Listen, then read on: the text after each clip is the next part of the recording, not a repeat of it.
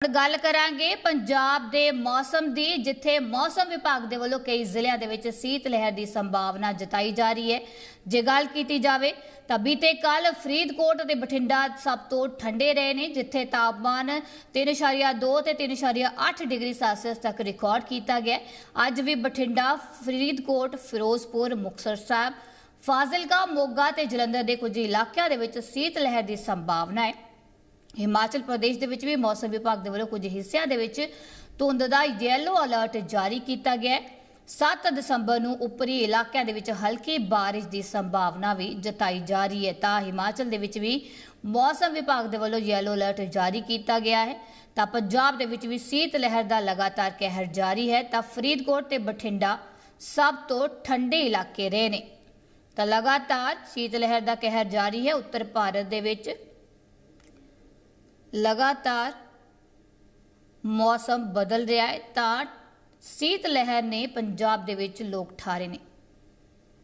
तो ऐसे खबर से ज्यादा जानकारी लिए मेरे मेरे सहयोगी धर्मशाला तो संदीप सिंह जुड़े हुए ने। संदीप, अगर हिमाचल की बात की जाए तो कितना जो टेम्परेचर है दर्ज किया जा रहा है, कैसा जो मौसम है वहां पर बना हुआ है? ज्योति, देखिए आज जो है वो धर्मशाला में मौसम की क्या तस्वीर दिखाई दे रही है वो आपको दिखा देते हैं। किस तरीके से इस वक्त जो है वो मिली जुली तस्वीर यहाँ पर देखने को मिल रही है। ऊंचे पहाड़ों की अगर मैं बात करूं तो ये धौलाधार की पहाड़ियां हैं, वहां पर आप बादल जो है वो देख सकती हैं। नीला आसमान भी हल्का हल्का दिखेगा। लेकिन मैदानी इलाकों की तरफ अगर मैं बात करूं तो मैदानी इलाकों का नजारा भी आपको दिखा देते हैं कि मैदानी इलाकों में जो है वो पूरी तरीके से नीला आसमान देखा जा सकता है। ये सुबह सुबह का नजारा है और इस वक्त जो है कांगड़ा की तरफ का आपको नजारा दिखा रहे हैं। तो वहां पर जो है वो धूप खिल चुकी है। अब धीरे धीरे जो है वो जैसे जैसे सूरज जो है पूरी तरीके से खिलेगा तो कहीं ना कहीं पूरी धूप जो है वो टेम्परेचर को राइज करती रहेगी। लेकिन ऊंचाई वाले इलाकों की अगर मैं बात करूं, हाई हिल्स की अगर मैं बात करूं तो हाई हिल्स में मौसम का नजारा जो है वो कुछ इसी तरीके से नजर आ रहा है। मौसम वैज्ञानिकों की फोरकास्ट के मुताबिक जो है वेस्टर्न डिस्टर्बेंस की एक्टिविटी 4 और 5 तारीख को प्रदेश में रहने वाली थी। तो कहीं ना कहीं उसी के मुताबिक जो है वो आज और पिछले कल भी कुछ इसी तरीके की तस्वीर देखने को मिली है। हालांकि वेस्टर्न डिस्टर्बेंस इतना एक्टिव नहीं है जिसके बाद जो है वो ये कहा जाए कि बर्फबारी हो रही है, बारिश हो रही है। फिलहाल बादल जरूर कुछ इलाकों में घिरे हुए हैं, लेकिन उसका असर जो है वो तापमान पर पड़ता है, क्योंकि तमाम ऐसे ऊंचे इलाकों पे अगर बादल घिरे रहेंगे तो टेम्परेचर जो है वो कहीं ना कहीं डाउन जाएगा। और इस वक्त 6 डिग्री सेल्सियस के आसपास टेम्परेचर जहां से हम इस रिपोर्ट को दिखा रहे हैं वहां पर है। और मैक्सिमम टेम्परेचर जो है दिन के समय में 20 से 21 डिग्री सेल्सियस के आसपास जा रहा है। और दूसरी तरफ अगर बात करें तो इस वक्त ऊना डिस्ट्रिक्ट ही सबसे ज्यादा जो है वो टेम्परेचर के साथ सबसे गर्म हिमाचल प्रदेश में बना हुआ है जिला। वहां पर 24 से 25 डिग्री सेल्सियस जो है दिन के समय में तापमान जा रहा है। लेकिन सबसे ठंडा जिला अगर कोई है तो वो लाहौल स्पीति है। लाहौल स्पीति के ताबो, कुकुमछेरी और बाकी के इलाकों में जो है टेम्परेचर -5 से -6 डिग्री सेल्सियस के आसपास वहां पर बना हुआ है। लेकिन बाकी अमूमन इलाकों की अगर मैं बात करूं तो पूरे हिमाचल प्रदेश में आज कुछ इसी तरीके की तस्वीर देखने को मिलेगी। जो भी मिड हिल्स या फिर लोअर हिल्स के इलाके हैं वहां पर मौसम साफ रहेगा। जो हाई हिल्स के इलाके हैं, जो धौलाधार की पहाड़ियों जैसे दिख रहे हैं, उन इलाकों में कुछ इसी तरीके की तस्वीर बादलों से घिरी हुई देखने को मिल सकती है। हालांकि आज जो है इसी तरीके का फोरकास्ट जारी किया गया है और कल भी कुछ इसी तरीके का फोरकास्ट रहेगा। हालांकि उसके बाद जो है 1 हफ्ता तक प्रदेश में मौसम साफ रहने की फोरकास्ट जारी की गई है। इसका मतलब आने वाले 1 हफ्ते तक जो है प्रदेश में मौसम साफ रहेगा। लेकिन ठंड से राहत जो है ज्योति वो नहीं मिलेगी, क्योंकि अब लगातार जो है यहां से ठंड बढ़ती जाएगी और धीरे धीरे टेम्परेचर जो है वो डाउन होता जाएगा।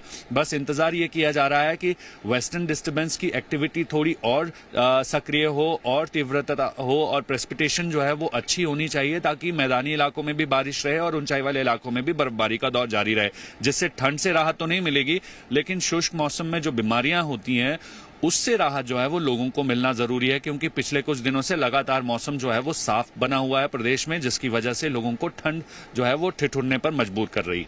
जी ज्योति। संदीप, अगर बाकी इलाकों की बात की जाए जैसे मनाली है, लाहौल स्पीति है, वहाँ अमूमन ही हम देखते हैं कि इन दिनों में जो बर्फबारी शुरू हो जाती है, तो क्या कोई ऐसी संभावना है कि कब तक वहाँ बर्फबारी का दौर जो शुरू हो सकता है, जब बारिश की कोई ऐसी संभावना?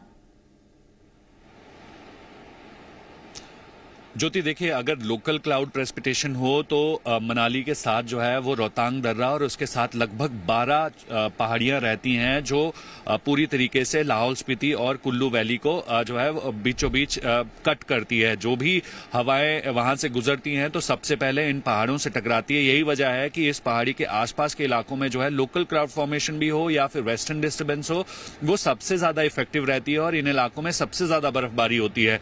यही वजह है कि रोहतांग दर्रे में आज भी अच्छी बर्फ वहां पर मौजूद है।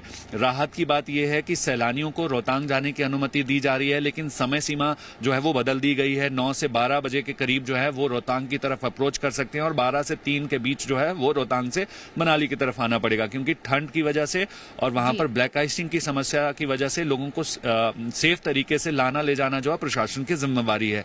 दूसरी तरफ अगर बात करें तो लाहौल स्पीति में भी आपने ठीक कहा कि इन दिनों बर्फबारी का दौर जारी रहता है, लेकिन वेस्टर्न डिस्टर्बेंस जो है वो सबसे ज्यादा जरूरी रहता है हिमाचल प्रदेश में मौसम के बदलाव के लिए। लेकिन पिछले कुछ समय से जो है वेस्टर्न डिस्टर्बेंस की सक्रियता जो है वो काफी धीमी और कमजोर है। यही वजह है कि पिछले 24 से 48 घंटों के बीच जो वेस्टर्न डिस्टर्बेंस की एक्टिविटी प्रदेश में होनी थी वो काफी वीक है। इसकी वजह से जो है ये तस्वीर जो है कहीं ना कहीं इसका साक्षात स्वरूप है कि कम बादल जो है वो घिरे हुए हैं, पूरा इलाका जो है वो क्लाउडी नहीं है। कहीं ना कहीं इतने बादल होने के चलते जो है वो ये उम्मीद नहीं जताई जा सकती कि अच्छी बर्फबारी जो है वो एक बार फिर से इन इलाकों में हो। हालांकि टेम्परेचर पर इसका असर जो है वो पड़ेगा, लेकिन आने वाले कुछ समय में ये उम्मीद जरूर जताई जा सकती है कि एक अच्छा सक्रिय वेस्टर्न डिस्टर्बेंस जो है हिमाचल प्रदेश में दाखिल हो, जिसके बाद प्रदेश का जो वेदर है वो पूरी तरीके से बदले। क्योंकि अब जो इंतजार किया जा रहा है